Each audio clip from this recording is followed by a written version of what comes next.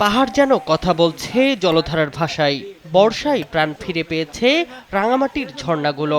পাহাড়ের গা বেয়ে নেমে আসা সাদা জলরাশি আশ্রে পড়ছে পাথরে।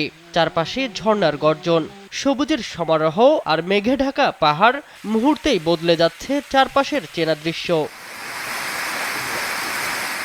সুবলংয়ের বড় ও ছোট ঝর্ণা, ঘাগড়া ঝর্ণা কিংবা বিলাইছড়ির ধূপপানি, সবখানেই এখন প্রকৃতির নিজস্ব আয়োজন। পাহাড়ের ভাঁজে লুকিয়ে থাকা নাম না জানা জলপ্রপাতগুলোও বর্ষায় হয়ে উঠেছে প্রাণবন্ত, যেন প্রকৃতি নিজেই এঁকেছে বিশাল এক জলরঙের ক্যানভাস। এই সৌন্দর্যের টানেই প্রতিদিন বাড়ছে পর্যটকের ভিড়। দেশের বিভিন্ন প্রান্ত থেকে ছুটে আসছেন প্রকৃতিপ্রেমীরা।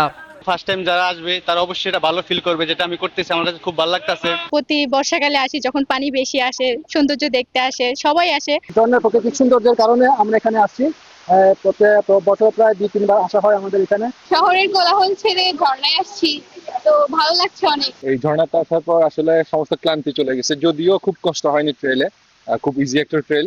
পর্যটকের আনাগোনা বাড়ায় ব্যস্ততা বেড়েছে নৌযান, হোটেল, মোটেল, রেস্তোরাঁ ও স্থানীয় ব্যবসায়ীদের। পর্যটকদের আকর্ষণ করতে বিশেষ আয়োজন ও নানা সুযোগ সুবিধার কথাও জানাচ্ছেন তারা।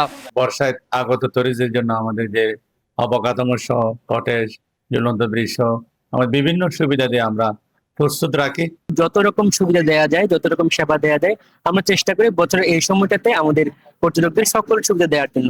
তবে প্রকৃতির এই অপরূপ সৌন্দর্য উপভোগের পাশাপাশি ঝুঁকিপূর্ণ স্থানে না যাওয়া এবং নিরাপত্তার নির্দেশনা মেনে চলার আহ্বান ট্যুরিস্ট পুলিশের।